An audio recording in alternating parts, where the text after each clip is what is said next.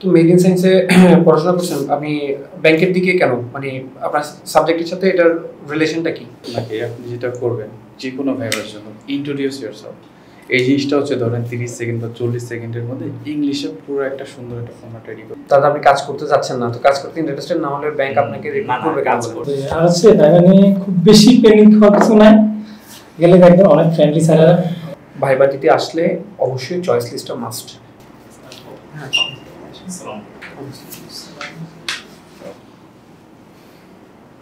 Please have a seat.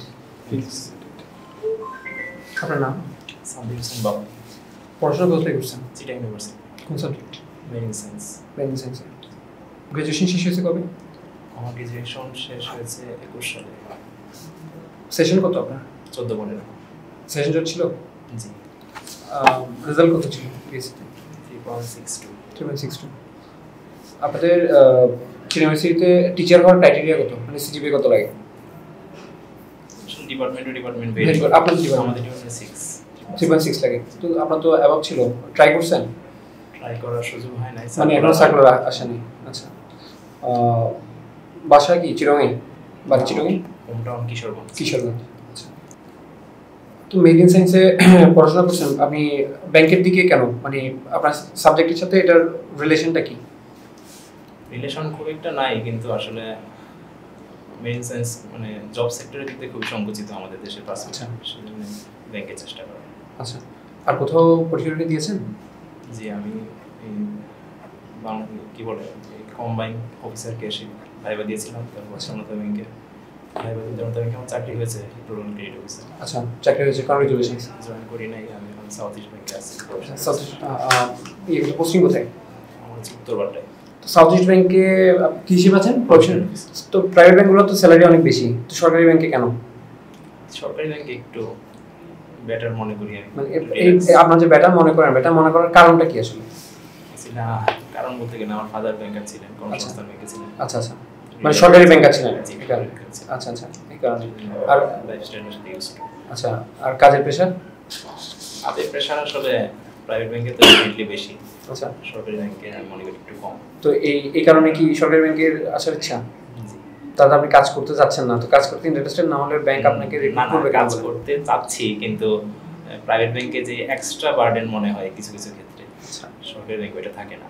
আচ্ছা, ব্যাংকের মানুষ আপনি আসলে কোন ডিপার্টমেন্টে কাজ করেন? আমি আসলে রিসেন্টলি জয়েন করেছি, 2 মাস হচ্ছে। আমি ক্লিয়ারিং দেখতেছি। ক্লিয়ারিং দেখতেছেন? জি। ব্রাঞ্চ ব্যাংকিং করতেছেন? কোন ব্রাঞ্চের জন্য আছেন? আমি উত্তরবাড্ডায় প্রগতি সরণি। উত্তরবাড্ডা প্রতিষ্ঠান ব্রাঞ্চে। আচ্ছা আচ্ছা, আপনি যদি মেরিন সায়েন্স, যদি ব্যাংকিংয়ে আসতেছেন, ব্যাংকিং কিছু টার্ম জানা অবশ্যই জরুরি। আপনি কি পলিসি রেট সম্বন্ধে কোনো পরিচিত আছে আপনার? Policy rate? জি। পলিসি রেট কত? 9.5%। রিসেন্টলি যেটা রিসেন্টলি 9.5%। তাহলে এসডিএফ কি, এসডিএফ সম্বন্ধে ধারণা আছে? এসডিএফ, এসএলএফ? জি। কাইন্ডলি ইলাবোরেট করবেন যে এসডিএফ জিনিসটা কি, এসএলএফ জিনিসটা কি? Standing deposit facility. হ্যাঁ, স্ট্যান্ডিং ডিপোজিট ফ্যাসিলিটি আর হচ্ছে standing lending facility. Standing lending facility, এগুলো দিয়ে কি করে বাংলাদেশ ব্যাংক? আসলে হচ্ছে পলিসি রেটটা একটা বেস ধরে ওই এসডিএফ আর এসএলএফ এর ইয়াতে মনে হয় ঋণ দেওয়া হয়। কাকে আসলে অন্যান্য ব্যাংকগুলোকে। পলিসি রেট জিনিসটা আসলে জিনিসটা কি? যদি বাংলাদেশ ব্যাংক কি করে আর কমার্শিয়াল ব্যাংকের কাজ কি, পলিসি রেটের সাথে সম্পর্কটা কি? অবশ্যই বাংলাদেশ ব্যাংক যে রেটগুলো দেয় তার সাথে অবশ্যই হচ্ছে কমার্শিয়াল ব্যাংকগুলোর ক্লোজ রিলেশন আছে। জি, এটা তো বোঝেন যে বাংলাদেশ ব্যাংক কি মার্কেটে কাজ করে? বাংলাদেশ ব্যাংক কি হচ্ছে পাবলিক হ্যান্ডলিং কাজগুলো বাংলাদেশ ব্যাংক করে না? বাংলাদেশ ব্যাংক এগুলো কার মাধ্যমে করে? বাংলাদেশ ব্যাংক কমার্শিয়াল ব্যাংকের মাধ্যমে করে। সো এসএলএফ, এসডিএফ যেগুলো যে ইমপ্লিমেন্ট করছে, তো হচ্ছে কমার্শিয়াল ব্যাংকের জন্য ইমপ্লিমেন্ট করছে। তো এগুলোর সাথে অ্যাকচুয়ালি যে এসডিএফটা দিয়ে কমার্শিয়াল ব্যাংক কি করে বা এসএলএফটা দিয়ে কি করে? বাংলাদেশ ব্যাংক রেট দিয়েছে, তো পাবলিক তো এটা দিয়ে কিছু করে না নিশ্চয়ই, কমার্শিয়াল ব্যাংকগুলোই করে, তাই না? তো এসডিএফ জিনিসটা কি, এটা দিয়ে কি করে? এসএলএফ জিনিসটা দিয়ে কি করে? আপনি রেটগুলো মনে আছে যে এসএলএফটা কত, এসএলএফটা এখন 1.5%, 9.5 এর চেয়ে 1.5 বেশি, আর ওটা হচ্ছে 1.5 কম। এই যে বললেন জিনিসটা 1.5, এটা একটা নাম আছে কিন্তু জিনিসটা কি? Margin corridor. এটা হচ্ছে 150 বেসিস পয়েন্টের কি কোড পলিসি রেট এসছে 150 বেসিস পয়েন্ট বেশি হচ্ছে আমাদের কি আমাদের হচ্ছে এসএলএফটা আর এসডিএফটা হচ্ছে 150 বেসিস পয়েন্ট কম, ঠিক আছে। আচ্ছা, আপনি মেরিন সায়েন্সে পড়াশোনা করেছেন, এখন ব্যাংকিং ডিসিপ্লিনে আসবেন, সেক্ষেত্রে মেরিন সায়েন্সের যে নলেজটা আপনি এখানে ব্যাংকিং ইন্ডাস্ট্রিতে এক্সারসাইজ কীভাবে করবেন, প্রয়োগটা কীভাবে করবেন? অ্যাকচুয়ালি মেরিন সায়েন্স তো মূলত সায়েন্স বেস এবং রিসার্চ বেস একটা সাবজেক্ট। তো এখানে আমি ডাটা অ্যানালাইসিস থেকে শুরু করে রিসার্চের অনেক কাজ করেছি। এগুলো আমি মনে করি যে ফাইন্যান্সিয়াল বিভিন্ন রিপোর্ট বা অ্যানালাইসিসের ক্ষেত্রে আমার ওই মানে স্ট্যাটিস্টিক্যাল অ্যানালাইসিসের যে দক্ষতা ওইটা একটু কাজে লাগাতে পারবো। তাছাড়া ম্যাথমেটিক্স, ক্যালকুলেশন এগুলোতে আমি ভালো ছিলাম, তো আমি মনে করি রিলেট করতে পারবো। এছাড়া ব্লু ইকোনমির যে সেক্টরগুলো আছে ওইগুলো নিয়ে আমার মোটামুটি পড়াশোনা বা কাজ করার অভিজ্ঞতা আছে। ব্যাংকের সিনিয়র অফিসারের কাজ কি? ব্যাংকের সিনিয়র অফিসারের কাজ আসলে আপনি তো সিনিয়র অফিসার ভাইবা দিতে যাচ্ছেন, তো আপনি ওখানে রিক্রুটারতে সিনিয়র অফিসার হিসেবে নিয়োগপ্রাপ্ত হবেন। সিনিয়র অফিসারের কাজ কি, মানে ব্যাংকে গেলে সিনিয়র অফিসার কি কি কাজ করতে হয়? জেনারেল ব্যাংকিং এর যে কাজগুলো, যেমন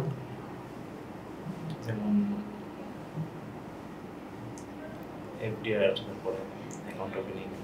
রাইট, আপনার প্রথমে অ্যাকাউন্ট ওপেনিং করতে হবে। আচ্ছা, অ্যাকাউন্ট ওপেনিং এর কথা যখন বললেন, অ্যাকাউন্ট ওপেনিং এর ক্ষেত্রে কি কি বিষয় আসলে মাথায় রাখা উচিত বলে আপনি মনে করেন? আপনি এখনো ব্যাংকে যান না, ঠিক আছে, বাট আপনার কি কি মনে হয় যে কি কি? 2 বছর ধরে ব্যাংকিং করতেছে। হ্যাঁ, ব্যাংকিং, হ্যাঁ আইডিয়া আছে। বলেন তাহলে তো আরো ভালো বলতে পারবেন। জানতে গেলে প্রথম কাজটা কিন্তু অ্যাকাউন্ট ওপেনিং। এখন অ্যাকাউন্ট ওপেনিং এর ক্ষেত্রে কি কি জিনিস আসলে মাথায় রাখতে হয়? অ্যাকাউন্ট ওপেনিংটা তো আমরা দেখি হচ্ছে মানে একটা ফর্ম দিলো, ছবি দিলো, মানে সাইন করলো, অনেক সময় ব্যাংকারি ফর্ম ইনফরমেশন নিয়ে ফিল আপ করলো। বিষয়টা কি এতটা ইজি না, একটু কিছু ডাটা তো অবশ্যই লাগে ক্লায়েন্টের, যে যদি কারণ অ্যাকাউন্টের থ্রুতেই যে কোনো ক্রাইম বা মানি ক্রাইমটা কি কি ক্রাইম আপনি বলছেন? পরের ইয়াতে বলছেন money laundering. Money laundering act কত সালে, মানে কোন ইয়ে অনুযায়ী চলতেছে? 2012 সালে। সেই অ্যাকাউন্ট ওপেনিং এর ক্ষেত্রে একটা টার্ম আছে যেটা হচ্ছে কেওয়াইসি। এটা দেখলে কি করে? কাস্টমারের ডাটাবেস আমরা তৈরি করি, যেখানে আপনি কাস্টমার তো ব্যাংকে টাকা নিয়ে যে কেউ গেলে তো সে অ্যাকাউন্ট ওপেন করা হবে, তাই না? তো এখানে আপনি কাস্টমার কেন জানাতে পারছেন, এত বেশি ডিটেইলস জানানো আপনাকে দিতে হবে। এখানে অ্যান্টি মানি লন্ডারিং এর বেশ কিছু আমাদের টার্ম আছে, কিছু পলিসি আছে, এগুলো ফলো করে আমাদের এই কেওয়াইসিটা তৈরি করতে হবে। কারণ পরে যদি ইন ফিউচারে যদি সমস্যা হয়, এসটিআর কি? Suspected transaction suspicious. এটা কি, মানে জিনিসটা কি বলুন তো? হচ্ছে কোনো ট্রানজাকশন প্রোফাইল, কোনো টিপিতে যদি কারো একটা রেঞ্জ থাকে, ওটার অতিক্রম করে তার ট্রানজাকশন কত টাকা, তো 5-10 লাখ, কত টাকার অ্যামাউন্ট আসলে এরকম কি করে না, যদি ধরুন 5 লাখ টাকা আমার দেওয়া কিন্তু 10 লাখ টাকার উপরে সে ট্রানজাকশন করতেছে, তখন আমরা এটা হচ্ছে 10 লাখের উপরে, 10 লাখের উপরে, ঠিক আছে, 10 লাখের উপরে। আচ্টা, আপনার চয়েস লিস্টে কি মনে আছে? আপনি ভাইবা দিতে আসলে অবশ্যই চয়েস লিস্টটা মাস্ট, কারণ যারা প্রশ্ন করবে তারা হচ্ছে আপনার যে চয়েস লিস্ট আছে সেটার উপর বেস করে কিন্তু ওনারা প্রশ্ন করবে। যেমন মনে করেন আপনার প্রথম চয়েস হচ্ছে সোনালী ব্যাংক, সোনালী ব্যাংক কেন আপনার প্রথম চয়েস, বা আইসিবি কেন আপনার প্রথম চয়েস, অন্য ব্যাংক কেন আপনার প্রথম চয়েস না, এই প্রশ্নগুলো কিন্তু অটোমেটিক চলে আসবে। কাজেই আপনি যখন ফাইনাল ভাইবা দিতে যাবেন তার আগে অবশ্যই চয়েস লিস্টের অ্যাটলিস্ট প্রথম 5টা চয়েস আপনি কি করে যেতে হবে, দেখে যেতে হবে, ঠিক আছে। এটা কিন্তু অবশ্যই করা একটা কোয়েশ্চেন, মানে ভাই বাবু মানে মাস্ট এই কোয়েশ্চেনটা করবেই আপনার চয়েস লিস্টগুলো বলে কোন ব্যাংকে। ইভেন আপনি যদি সোনালী ব্যাংকে প্রথম দেন তাহলে এই প্রশ্নটা আপনার ফেস করতে হবে, কেন সোনালী ব্যাংক আপনার প্রথম চয়েস, মাস্ট ফেস করা। একই সাথে হচ্ছে লাস্ট যে চয়েসটা, এটা কেন সবার লাস্টে দিয়েছে? লাস্টে দিয়েছে। বলে দিই, আমি যে প্রশ্নটা করছিলাম যে পলিসি রেট নিয়ে, কমার্শিয়াল যে ব্যাংকগুলো আছে তাদের লিকুইডিটি সাপোর্ট দরকার লাগে। তো আমাদের এই বাংলাদেশ ব্যাংক হচ্ছে ল্যান্ডার প্লাস লাস্ট রিসোর্ট, তো কমার্শিয়াল ব্যাংকগুলো হচ্ছে লিকুইডিটি সাপোর্টটা দেওয়া হচ্ছে বাংলাদেশ ব্যাংক। তো বাংলাদেশ ব্যাংকে তো লিকুইডিটি সাপোর্টটা দেয়, বাংলাদেশ ব্যাংক কোনো একটা রেট ধরে দেবে। তো এই পলিসি রেটটা হচ্ছে এমন একটা রেট যে রেটে বাংলাদেশ ব্যাংক থেকে যদি কোনো কমার্শিয়াল ব্যাংক চায় লিকুইডিটি সাপোর্ট নিতে, তাহলে হচ্ছে তার একটা নির্দিষ্ট সিকিউরিটি, আপনি হয়তো বিবি বন্ডের নাম শুনছেন, ট্রেজারিবিলের নাম শুনছেন, এগুলোকে হচ্ছে আমার জমা দিয়ে পলিসি রেটে নিতে হয়। আর এসএলএফ রেটটা হচ্ছে স্ট্যান্ডিং ল্যান্ডিং ফ্যাসিলিটি, যে কোনো কমার্শিয়াল ব্যাংক যে কোনো মুহূর্তে চাইলে বাংলাদেশ ব্যাংক থেকে এই রেটে কি নিতে লিকুইডিটি সাপোর্ট নিতে পারে। এটার জন্য কি দেওয়া লাগে না, কোনো ধরনের সিকিউরিটি জমা দেওয়া লাগে না। এই কারণে এসএলএফ রেটটা আমাদের অনেক হাই, আমাদের পলিসি রেট থেকে 150 বেসিস পয়েন্ট কি বেশি। এসডিএফটা হচ্ছে আপনার যখন কোনো প্রাইভেট কমার্শিয়াল ব্যাংক তার কাছে অ্যাক্সেস লিকুইডিটি আছে। বর্তমান যে মার্কেট যে সিনারিওটা আছে, আমাদের অনেকগুলো ব্যাংক লিকুইডিটি ক্রাইসিসে ভুগতেছে, বর্তমান ট্রেন্ডিং টপিকস এই মার্কেটে ব্যাংকিং ইন্ডাস্ট্রিতে। তো এই আমাদের হচ্ছে এসডিএফটা হচ্ছে যখন আমার অনেক একটা ব্যাংক আছে, কখনো 2 দিন আগে মিটিং করছিল একটা ব্যাংকের সাথে, যে হচ্ছে ওনারা হচ্ছে ওদের অ্যাক্সেস লিকুইডিটি আছে কিন্তু ওরা দুটো ব্যাংক ওরাকে দিচ্ছে না। সেক্ষেত্রে বাংলাদেশ ব্যাংক যে কাজটা করে সেটা হচ্ছে তাদের কাছ থেকে অ্যাক্সেস লিকুইডিটিটা এসডিএফ রেটে নিয়ে আসে, যে ডেটা বর্তমানে আপনি বললেন যে 9.5 থেকে, যেটা বর্তমানে হচ্ছে আমাদের 8 পয়েন্ট, ঠিক আছে। এই রেটে বাংলাদেশ ব্যাংক হচ্ছে ডিপোজিটটা প্রাইভেট কমার্শিয়াল ব্যাংক থেকে নেওয়ার পরে এই ডিপোজিটটা বাংলাদেশ ব্যাংক হচ্ছে যাদের দরকার আছে তাদেরকে কি করে ডিসবার্স করে, ঠিক আছে। এই জিনিসগুলো কিন্তু আপনাকে কমন একদম বাংলাদেশ ব্যাংকের যে সিআরআর যে রেটগুলো ইয়াতে যে ওয়েবসাইটে রেটগুলো আছে, অবশ্যই প্রত্যেকটা রেট এর সম্বন্ধে ধারণা নিয়ে যাবে। ব্যাংক রেট কত এখন? 4%। এগুলো নিয়ে এগুলো ফাংশনালিটিটা কি জানবেন। যেহেতু আপনি আরেকটা জিনিস আপনাকে বলি, আপনি এখানে বলছেন যে হচ্ছে আপনি ব্যাংকে হচ্ছে জব করেন, তো এটা অনেকটা মানে অনেক হিউজ একটা প্লাস পয়েন্ট যদি আপনার জব সম্বন্ধে কিছু আপনার আইডিয়া থাকে। প্লিজ আপনি এখানে এটা বলবেন না যদি আপনার আইডিয়া খুব বেশি না থাকে, কারণ বাংলাদেশ ব্যাংকে এখানে যদি ব্যবসা আপনি বলেন যে আপনি কোনো জব করেন, এটার জন্য আপনাকে পরবর্তীতে তারা কোনো কিছু করবেও না। আপনি যদি নাও বলেন এটার জন্য আপনাকে কোনো ধরনের কিছু করবে না, কিন্তু আপনি যদি বলেন তাহলে কোশ্চেনগুলো কিন্তু এ রিলেটেড হবে, কিছু ডিরেক্ট কোশ্চেনগুলো আপনাকে ব্যাংক রিলেটেড করবে। সো আপনি যদি কনফিডেন্ট এনাফ হন তাহলে অবশ্যই করবেন, আদারওয়াইজ আপনি এটা স্কিপ করতে পারেন, কোনো সমস্যা নেই। কিন্তু কোশ্চেন আপনি যদি রিলেটেড যান, আপনি ওই যে প্রবাবলি যে কোশ্চেনগুলো করবো অ্যাকচুয়ালি ওদিকে হাঁটবেন। সো আপনি আপনার নিজেরটা একটু বুঝে, আর হচ্ছে ভাইবা নিয়ে খুব বেশি পেনিং খাওয়ার কিছু নাই, গেলে দেখবেন অনেক ফ্রেন্ডলি স্যারেরা, বাংলাদেশ ব্যাংকের স্যাররা খুব ফ্রেন্ডলি, আপনার সাথে খুব হাসি ঠাট্টা করবে, করে ছেড়ে দেবে, বাট মাঝে মাঝে 2-1টা কোশ্চেন করবে। টেন্ডিংয়ে যে জিনিসগুলো জেনে যাবেন, যেমন হচ্ছে বর্তমানে সিপিআই কত, তারপর হচ্ছে WRI কত, রেমিটেন্স, যেহেতু রেমিটেন্স একটা ট্রেন্ডিং জিনিস, বর্তমানে রেমিটেন্সটা কত আছে, ঠিক আছে, কত মাসে কত ছিল, এটা ফ্লোটা কেমন, আর বাংলাদেশ ব্যাংকের রিজার্ভটা এখন কত আছে, এই জিনিসগুলো অপশনগুলো স্যার করবে, ঠিক আছে। আমি একটু বিষয় বলি, আপনার মানে ফ্রি সময়ে আপনি কি করেন অবসর সময়ে? অবসর সময়ে আমি মূলত বই পড়তে পছন্দ করি। সর্বশেষ কি বই পড়েছেন? আমি সর্বশেষ কতদিন আগে পড়েছেন? মাসখানেক হয়ে যায়। তো এই বিষয়টা কি খুবই জরুরি। আপনি যখন লাস্ট মানে সে অবসর সময় কী করেন, গার্ডেনিং, এবং আমি রিডিং দেখতে পাচ্ছি লাস্ট কয়েকটা বইয়ের নাম, রাইটারের নাম এবং বইয়ের ফাইন্ডিংস কি, সামারি কি, আপনি কী পেয়েছেন, এটা শুধুমাত্র ব্যাংক জব না, বিসিএস সহ যে কোনো চাকরি পাইবার জন্য এটা মাথায় রাখবেন, ঠিক আছে। এটা বাংলা হোক ইংরেজি হোক, সেই রাইটারের সম্পর্কে, সেই লেখক কেন আপনার পছন্দ, এটা অবশ্যই মাথায় রাখবেন। লাস্ট 2-3টা বই সম্পর্কে একটা পরিষ্কার ধারণা রাখবেন, এবং ওটার মেন ক্যারেক্টার কে ছিল, এটা অনেক বেশি ইম্পর্টেন্ট, এবং এটা দিয়ে যে কাউকে কিন্তু ওটা আটকে দিয়েছে।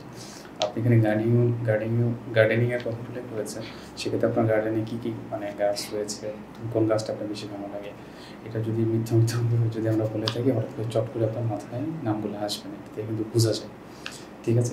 এরপর এটা খুব মুখ্য একটা বিষয়, এটা আজীবন মাথায় সেট করে রাখবেন। আপনি যখন ইন্টারভিউতে যেখানে যান না কেন, আপনার ভয়েসটার দিকে দেখা গেছে আমাকে খুব ভালো ফোকাস করতে হচ্ছে, ভয়েসটা একটু লাউডার হতে হবে, যেটার জন্য আমি এখান থেকে বুঝে শুনতে পারি। বাইরে বলে এমন কিছু ভোট পাবেন 10 জন থাকবে, কিছু সেক্ষেত্রে অনেকেরই হচ্ছে হিয়ারিং ইস্যু হয়, আপনাকে রিপিট করতে বলতে পারে, কাউকে যেন রিপিট করতে বলতে না হয়, ঢোকার পরে ভয়েসটা একটু ফোকাস যেন না করতে হয়, সেক্ষেত্রে হচ্ছে যে এটা আপনাকে খুব একটা পজিটিভ ইমপ্রেশন হবে, ঠিক আছে। আপনি আর কোথাও ভেবে দিয়েছেন মানে ছাড়া আপনার সাজেস্ট ছাড়া আর কোথাও কি ভেবে দেওয়ার অভিজ্ঞতা আছে? কম্বাইন্ড ক্যাশের জনতা ব্যাংকে দিয়েছিলাম, প্রাইম ব্যাংকে দিয়েছিলাম। আচ্ছা, এখানে দেখেন আমরা ভাইবা যেমন নিচ্ছি, সাথে সাথে আমরা কিন্তু আপনার লেগিংসগুলো নিয়েও কথা বলছি, মানে এটা কিন্তু আবার অন্যভাবে কোনো মনে কষ্ট নেই যে স্যাররা অন্য দিকে গেলাম না, এটা হচ্ছে আপনাকে প্রিপেয়ার করে দেওয়া। আমাদের উদ্দেশ্য হচ্ছে আপনাকে প্রিপেয়ার করে পাঠানো, ঠিক আছে। সো আমরা যখন আপনি যখন ভাইবা বসবেন, বসার ক্ষেত্রে সবসময় ইয়ে করবেন যে কোয়েশ্চেন যে করতেছে তার দিকে আই কন্ট্যাক্ট থাকতে হবে, শুধু তার দিকে আই কন্ট্যাক্টই না, সাথে সাথে বাকিদের দিকেও যাতে ইয়াটা থাকে। হ্যাঁ, আরেকটা বিষয় হচ্ছে মানে বসার ক্ষেত্রে একদম স্ট্রেইট বসার চেষ্টা করুন, মেরুদণ্ড সোজা রেখে যতটুকু স্ট্রেইট বসা যায় এভাবে ইয়ে করবেন।